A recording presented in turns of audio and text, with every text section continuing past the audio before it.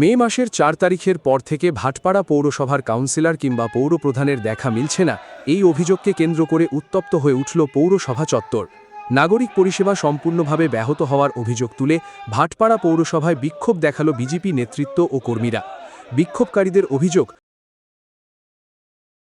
পেনশনধারীর pension দিচ্ছিল না, আশাকর্মী টাকা যে ছিল বাড়ছিল না, মজদুরে যে দিনের কাজ ছিল 30 দিন মতো দিচ্ছে না।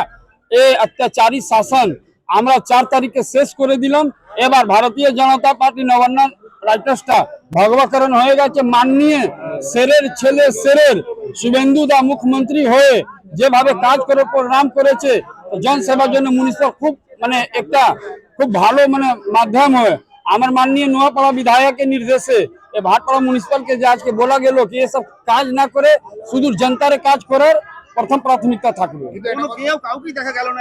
কি চোর চোর চোর আপনার কি মিউনিসিপালিটি থাকবে?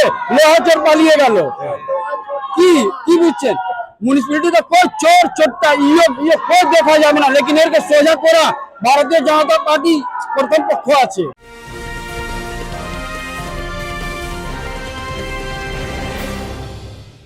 ক্রিয়েটিভ ক্যারিয়ার শুরু করতে চাও? জয়েন করো arena animation Barrackpore. Graphics, motion graphics, animation, VFX, AI সব কিছুই এক জায়গায়। Admission open, call now. কিভাবে ব্যবস্থা নেবেন বা কি করবে? একদম আইনিভাবে ব্যবস্থা নিব, পাবলিকের জন্য কাজ করব। আগামী দিন মিউনিসিপাল যখন ভারতীয় জনতা পার্টি দখলে চলে আসবে, তাহলে লোক দেখবে কি ভারতীয় জনতা পার্টিকে কেন মানুষ চাইছিল, কেন চাইবে। 4 তারিখের পর থেকে তো আর দেখা যাচ্ছে না যিনি রেবার চেয়ারম্যান ছিলেন। আরে সব চোর চোরটা মিউনিসিপালে দুটো আন্ধা লাঠি ছিল, সঞ্জয় শাহ আর সোমনাথ, দুটোই চোর, ভারী চোর।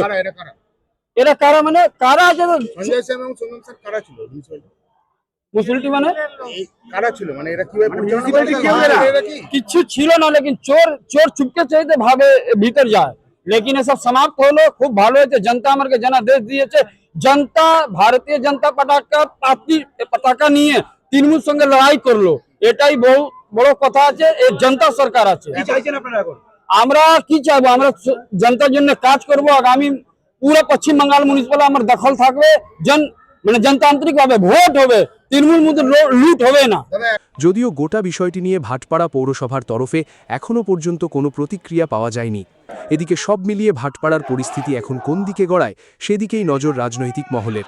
অরিন্দম রায়চৌধুরীর report, news Bengal today. Meghbela লাইভে আপনার পছন্দের টিভি চ্যানেলস সম্পূর্ণ বিনামূল্যে, শুধুমাত্র মেঘবেলা ব্রডব্যান্ডের কানেকশনের সঙ্গে। মেঘবেলা ব্রডব্যান্ড, বাংলার ঘরে ঘরে। উত্তর 24 পরগনা ও তার আশপাশের এলাকার মানুষের সেবায় ক্যাথল্যাবের মতো অত্যাধুনিক সুবিধা নিয়ে পরিষেবায় ব্রতী সারদা মাল্টি স্পেশালিটি হাসপাতাল। একই ছাদের তলায় মানুষ সাধারণ চিকিৎসা থেকে শুরু করে 24 ঘন্টা ক্যাথল্যাব, এমআরআই, সিটি স্ক্যান, এনআইসিউর মতো সুবিধা এবার থেকে পেয়ে যাবেন সারদা মাল্টি স্পেশালিটি হাসপাতালে। প্রয়োজনে যোগাযোগ করুন 033-2592-0730, 2593-0730, 2593-3562 ও 9331275635 নম্বরে। আমাদের ঠিকানা Royal Park, Kalyani Expressway, Barrackpore, Kolkata 7,121,000। Sarada multi speciality হাসপাতাল, পরিষেবাই হোক আমাদের মূল লক্ষ্য।